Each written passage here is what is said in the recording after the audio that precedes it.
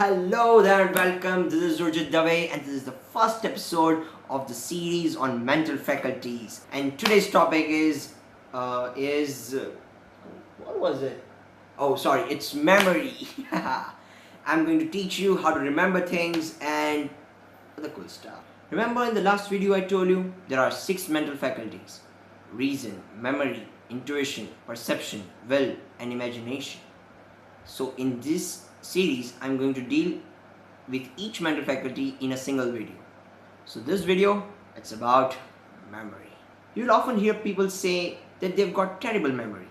The truth is they've got weak memory. See, there is no such thing as a terrible memory. There is only weak memory and strong memory. So even if you have a weak memory, you can develop it and make it strong. Let me narrate you an incident from the life of the great memory master Harry Lorraine. Once, Harry Lorraine flew in from New York to Toronto, and on reaching Toronto, he picked up a news magazine and gave it to someone. The guy that he gave it to broke the spine of the magazine and duplicated every single page of it and rewrite a number on that page.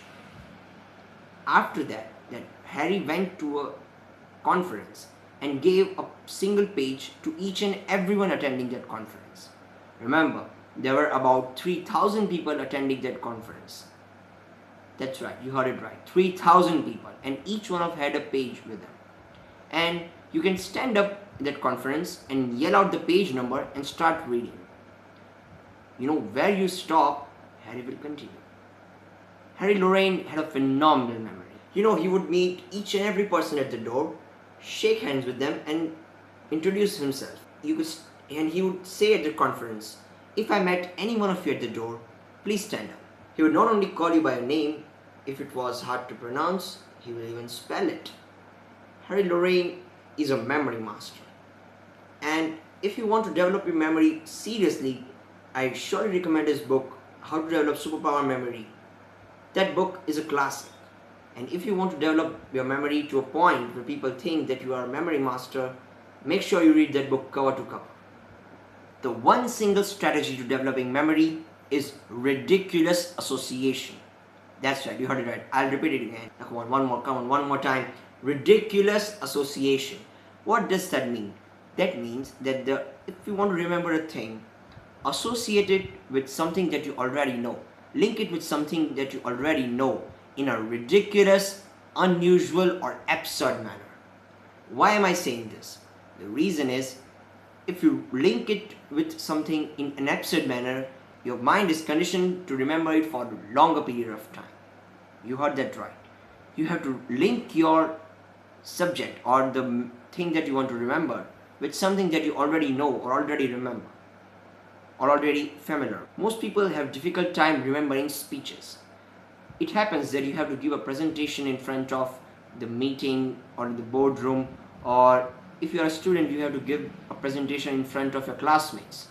So people get nervous that what if I don't remember? What if I go on the stage and I get blank? I don't remember a single word. What if I cram my entire speech and I'm not able to remember it? So I have a strategy for you. See, this strategy is simple. You write down your speech, write down in crystal clear words and the exact speech that you want to deliver, right? Then divide that speech into sections, up to 4 or 5 sections. Now take the first section and try to link it with the front door of your house. You heard me right. Link it with the front door of your house. You are going to visualize that part of speech is somewhat related to the front door of your house.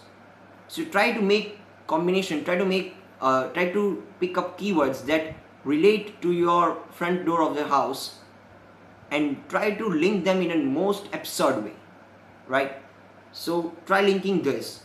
Suppose you are supposed to, remember the word bee, a honeybee. So think about this. The moment you open your door, there are a lot of honeybee coming to your face.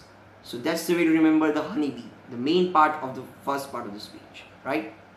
Next, take the next section and link it with your living room, right? So Try to insert some keywords on the sofa, right? Some on the table, on the chair. Yeah?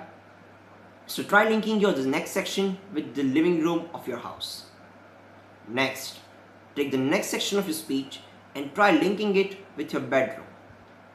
Put some words on your bed, right? Some on your pillows, some on your blankets, right? Try linking words with your cupboards or tables, chairs, whatever is there in your bedroom. And next, take the last section of your speech and try linking it with the washroom. You can be creative, you can get creative with this. And the more creative you get in linking these things with that particular thing, the more you are going to remember them. So when you get up on your stage, mentally visualize that you are going into your own home. You reach the front door and as you try to open it, you remember the first section of your speech. That's right. Then you go to your living room, you'll remember the next section of your speech. Then you go to your bedroom, then you remember the next section of your speech. And at last you go to your washroom and you remember the last part of your speech. You can get creative with this, but if you follow this strategy, I'm sure you'll remember your entire speech in the way that you want it. I do this, and I bet that if you practice enough, you'll also be a master at this and remembering speeches for presentations and meetings and whatsoever the way you want them. I am developing my memory and you can too. Please subscribe to our channel if you have not still. Thanks for watching. Until next time, this is Urjit Dave. Bye bye.